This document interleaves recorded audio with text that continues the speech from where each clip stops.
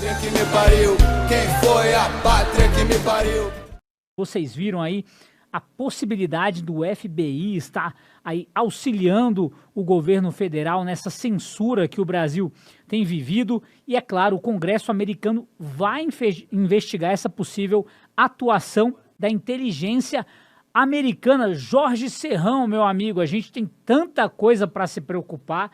Agora temos mais essa. O governo americano, o Congresso americano vai investigar a inteligência do FBI para ver se eles estão aí auxiliando o governo brasileiro na censura. Me disseram aí que o Cala-Boca já morreu, mas parece que não, né, Serrão? Boa tarde. Tudo indica que ele renasceu. Saudações, meus amigos, meus amados haters, meu povo da Gazeta do Povo, né? Quem poderia imaginar que a gente ia chegar nesse nível, né? Arapongagem internacional para promover censura no Brasil, espionagem para atentar contra a Constituição brasileira, utilização do aparato policial norte-americano para ter interferência sobre a política daqui. Isso é absolutamente inacreditável.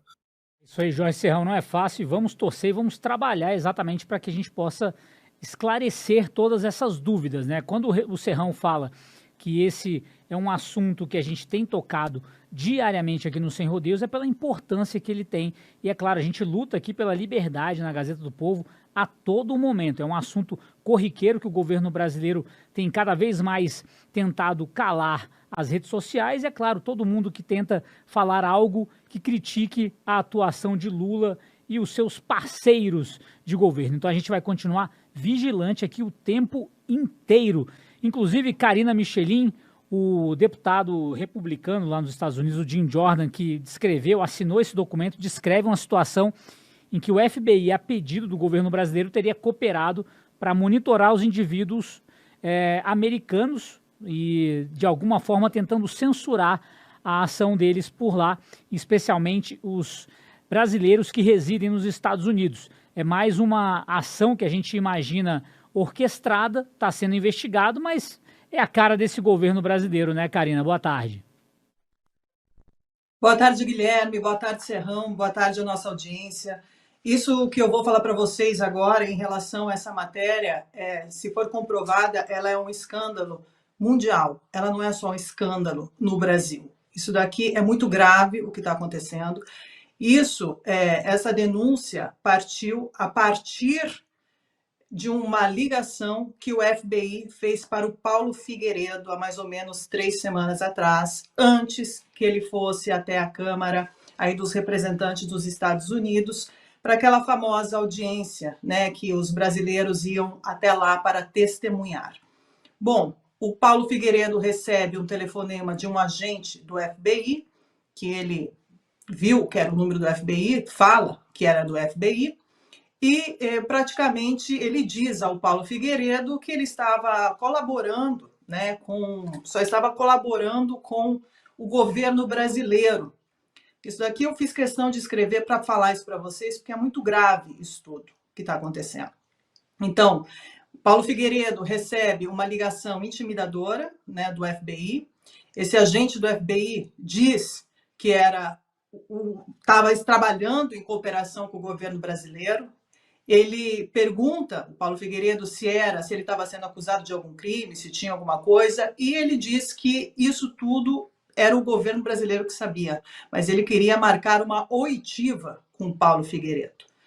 Então, veja bem aonde estamos pisando. Aqui nós temos praticamente um governo americano colaborando com um aparato de perseguição de outros países, e isso é fato.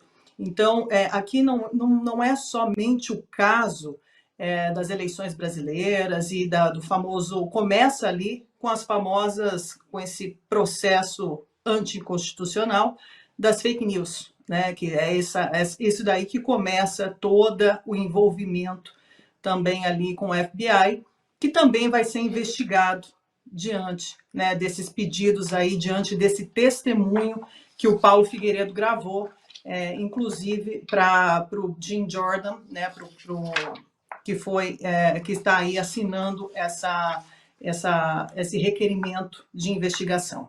Isso aí, Karina Michelin, a gente convida vocês a darem um like, comentarem, compartilharem essa matéria a respeito da investigação do FBI, que pode estar aí de alguma forma auxiliando o governo brasileiro na censura. Marco Antônio Costa, você que esteve nos Estados Unidos, se eu não me engano, por 2 vezes nas últimas semanas, últimos meses, pôde também trazer de lá algumas novidades em relação a toda essa questão da censura no nosso país.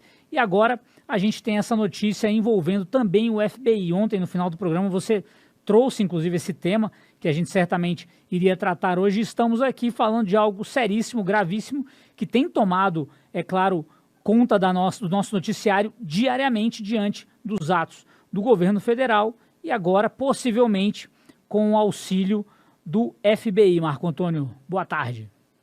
Boa tarde, Gui, Karina, Serrão, para toda a nossa audiência aqui do Sem Rodeios. É perturbador tudo isso que está acontecendo, mas, de novo, né?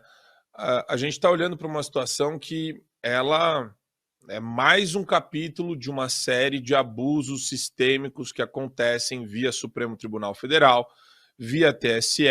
Agora a AGU quer ter protagonismo também na censura. O sistema ele começa a usar os precedentes abertos pelo Poder Judiciário, pelo Alexandre de Moraes, com a anuência dos demais ministros do Supremo Tribunal Federal. E a gente olha para uma situação extremamente peculiar que é a Karina, ela falou muito bem sobre esse deep state, né? O Estado profundo, até onde vai a perseguição pelo Estado. Nos Estados Unidos, eles já tiveram problema de ativismo judicial. Na década, salvo engano, no final da década de 60, você teve a corte de Warren, né? Eu não estou lembrando direito a data, mas nunca a gente teve no mundo uma Suprema Corte não só absolutamente ativista, mas protagonista de perseguição de grupos políticos. Isso, por definição, é crime contra a humanidade. Por definição. Isso está no Estatuto de Roma. Isso está no documento que simboliza, né, o que é de fato perseguição política. Por quê? Porque não é só a perseguição judicial, ou o que a gente chama de lawfare, contra jornalista, contra político, contra cidadão. É isso aliado à tortura psicológica, é isso aliado à prisão, né? No fundo, essas prisões todas que foram decretadas pelo Alexandre de Moraes, e o que aconteceu e acontece com os jornalistas que estão exilados no exterior, Paulo Figueiredo, Consta, Ludmilla, Alan dos Santos, Oswaldo Eustáquio, tudo isso daí é tortura psicológica. E quando não tem tortura psicológica, tem sequestro de cidadão. O Estado está sequestrando cidadãos. É uma loucura. A gente acabou de ver agora mais uma prisão aqui de um senhor de 60, salvo engano, 68 anos de idade, com câncer. O cara está fazendo um tratamento de câncer e tem vários outros problemas. Vários outros problemas de saúde. Não são poucos. Qual que é o ponto nevrálgico de tudo isso? O que nos diferencia de outros jornalistas ou de outros políticos a respeito desse diagnóstico? Quando você tem uma doença e você não diagnostica ela, você não faz uma análise sobre como combater a doença, como enfrentar o mal, senão o paciente morre, você é negligente.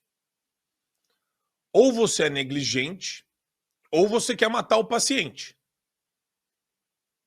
Você pode falar, pô, agiu com dolo, né? Sempre tem essa divisão no direito, né? Dolo ou culpa.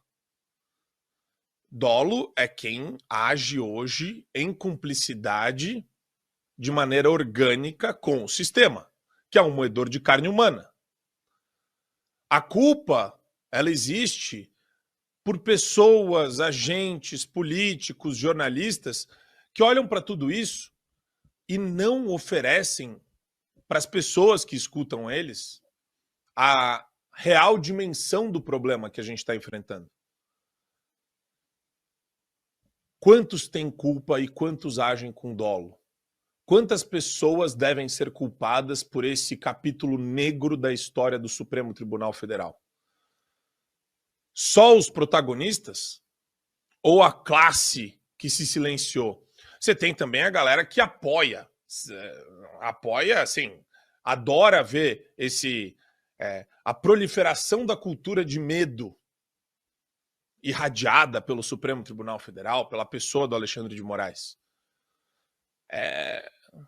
Não deixa de ser também uma tortura para a audiência ficar falando toda hora do Supremo Tribunal Federal. Mas esse é o grande ponto, né? Falar sobre o que, então? Se tudo, de alguma forma, acaba no Supremo. E eles fazem questão de nos lembrar isso todos os dias. A Lava Jato acabou no Supremo Tribunal Federal. A impunidade reina por meio do Supremo Tribunal Federal. Eles querem discutir assunto municipal. Eles discutem. Eles discutem temas da Assembleia Legislativa do Rio de Janeiro, do governo do estado de São Paulo. Eles são os grandes protagonistas porque nunca se viu hoje no mundo uma Suprema Corte tão ativista e, pior, tão mau caráter, tão malévola, cheia de gente inebriada pelo poder absoluto que eles experimentaram. E tem esse negócio, né? O que gerou essa corrupção? Foi o desenho institucional que a gente criou. Hoje eles ainda têm todos os instrumentos para isso. A única forma da gente resolver o nosso país, e eu gosto de ser direto com todo mundo que escuta a gente, você tem que prender abusador, meter o cara na cadeia. Então, se eu reconheço que o Alexandre... Então, eu pintei o diagnóstico, certo? O diagnóstico o Alexandre de Moraes é um abusador frequente. Liturgia do cargo, Estatuto da Magistratura, Constituição, direitos e garantias individuais, o cara passa por cima de tudo. Não tá nem aí. Então você tem que prender esse cara. Ah, Marco, quem vai prender? Primeiro você tem que impedir o cara. Mas se o Senado trava tudo, a gente tem que ir atrás do Pacheco. Então vamos atrás do Pacheco. Quem vai? O povo. Como? Mobilização popular. O problema é que quando a gente começa a hipoteticamente criar o cenário, muita gente já vira e fala, pô, isso não adianta. Não vai resolver nada. E daí já desmobiliza. E o sistema conta com essa desmobilização. O Alexandre de Moraes conta com isso. O Pacheco conta com isso. Se você acha que dá trabalho incomodar esses caras te agradecem por isso. Que bom que dá trabalho, então fica quietinho aí, não enche o saco. Cala a boca. Faz que nem os sequestrados da ditadura, faz que nem o Coronel Naime. Cala a boca e elogia. Ou faz que nem alguém que não foi preso pelo sistema, mas que elogia também. Faz que nem o Tarcísio. Só elogia. Só elogia.